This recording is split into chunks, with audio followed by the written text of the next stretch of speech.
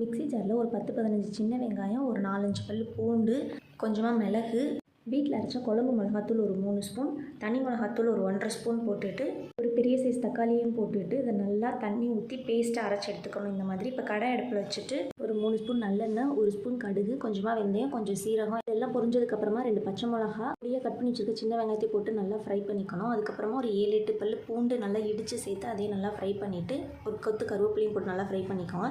இப்போ ஒரு தக்காளியும் போட்டு நல்லா வதங்கினதுக்கப்புறம் அரைச்சி வச்சுருக்க பேஸ்ட்டையும் அதோட போட்டு நல்லா மிக்ஸ் பண்ணிக்கலாம்.